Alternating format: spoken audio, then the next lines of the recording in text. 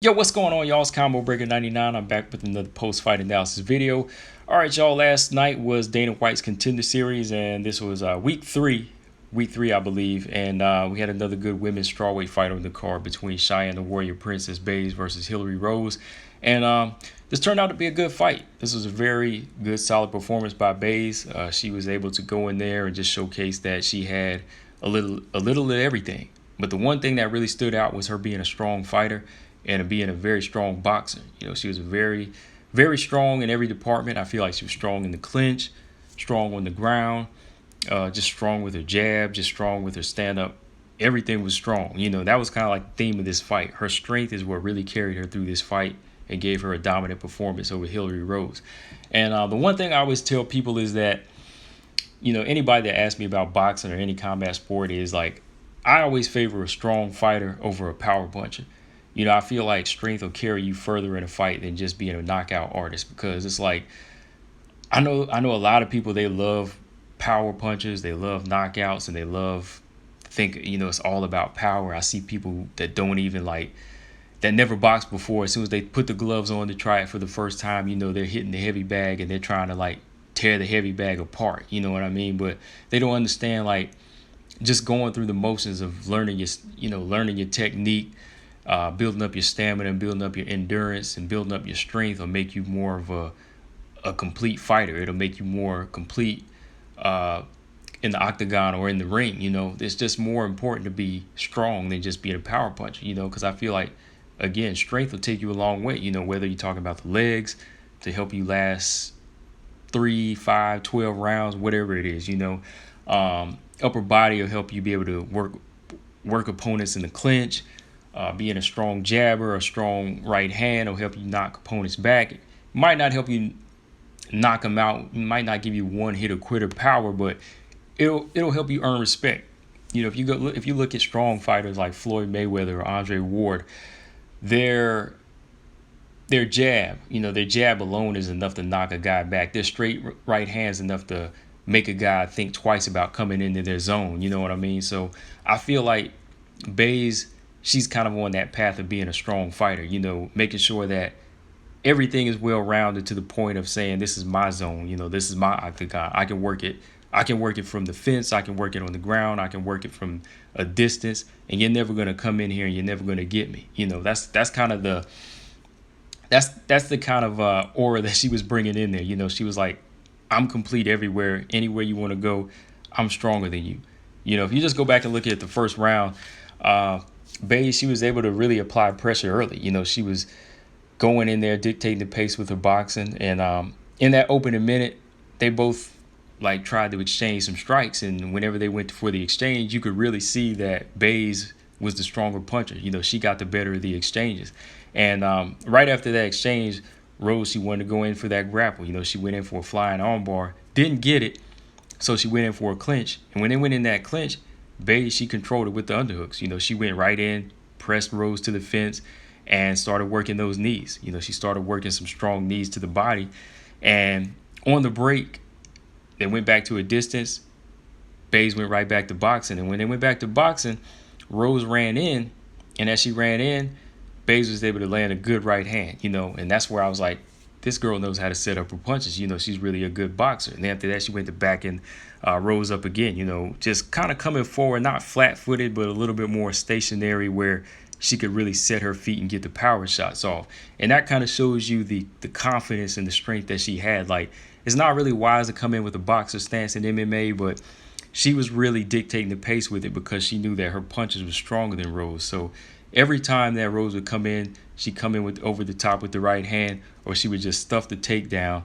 And when she stuffed the takedown, she'd go straight to the ground herself. She'd go down, pin Rose down in the side control, go right back to stand up. And I remember in that last, 10 seconds left, Rose tried to stay on the ground, and she was like, get the F up, because she wanted to fight. You know what I mean? She really wanted to fight. And then as soon as she got back up, she started letting her hands go.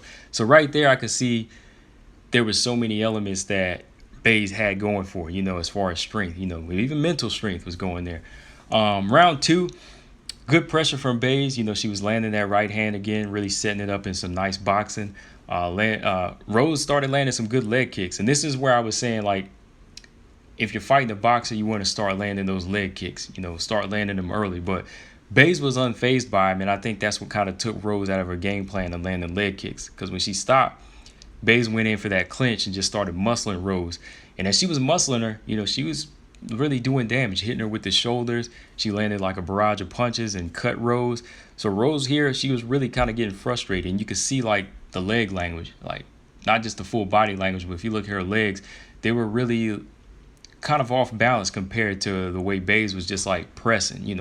She was always like she was always on stance. She was always poised and ready to press, while Rose was kind of, you could see her legs, they were kind of like falling out from under her. Because even when she tried to reverse Baze to the fence, Baze just turned her right back on. She turned her right back on. She broke out, went back to her stand-up, started boxing nicely again, just pressuring with the jab. She threw a few jabs out, come over the top with the right hand.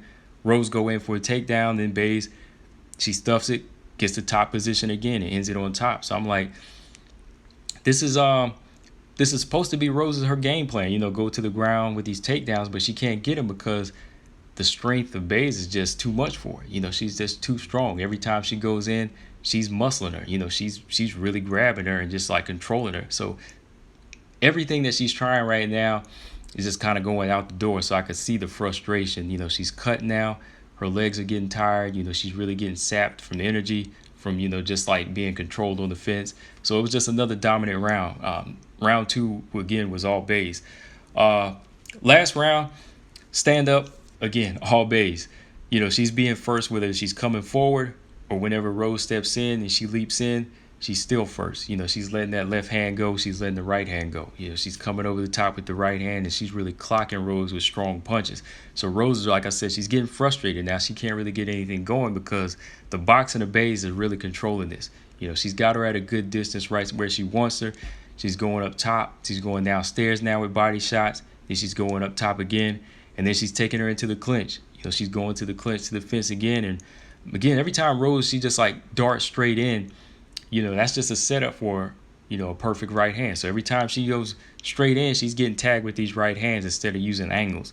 Like Rose, to get the takedown, she really needed to start using angles and start jabbing at an angle, using the jab as a blinder, and then you step in and you go in for that, you shoot in for that takedown. But again, Rose, she tried for another takedown, just a simple takedown, but Baze, she stuffed it and she winds up getting on her back. And she was able to get on her back and really control her arms, control the arms of Rose, because, Rose is just not as strong. It all came down to physical strength in this fight. It didn't really have to come down to Baze being a solid grappler or being a better grappler against Rose. It really just came to her ability to control her because she was stronger. She was really moving her upper body and she was working the legs too. So overall, it was another dominant round by Baze. And I had a 3-0 for the Warrior Princess. I feel like she showcased a little of everything, but she definitely showcased being a very, very good boxer. She definitely showcased being a very good boxer in this fight, and I feel like that's going to take her further up the rankings in the strawweight division. Granted, if she starts to work on her takedown defense a little bit better, and she's not really. She has to make sure she's not going to be prone to leg kicks, because there's going to be a lot of fighters that can set up leg kicks against a boxer. So I think she's going to have to mix it up the more and more she fights some of these tougher strawweights out here. But yeah, man, from here, like I said, I feel like she's a solid fighter, exciting fighter. And if she gets a contract, what she did, if she gets her contract and she gets going in the UFC, I think that she needs to fight, maybe like a number 16, 17, 19, 20. Ranked fighter, just to kind of get her going, kind of work on all her tools again. No need to rush it, because I feel like she has a little of everything. She just needs to kind of showcase it and kind of polish it up. But yeah, shout out to Hilarie Rose. She came out, tried to put on a good performance, but like I said, Baze, she was just too strong for her. But yeah, man, that's all I got on this, guys. Let me know what y'all think. If y'all saw this fight, your thoughts on it. If you haven't, go check it out, and let me know what you think.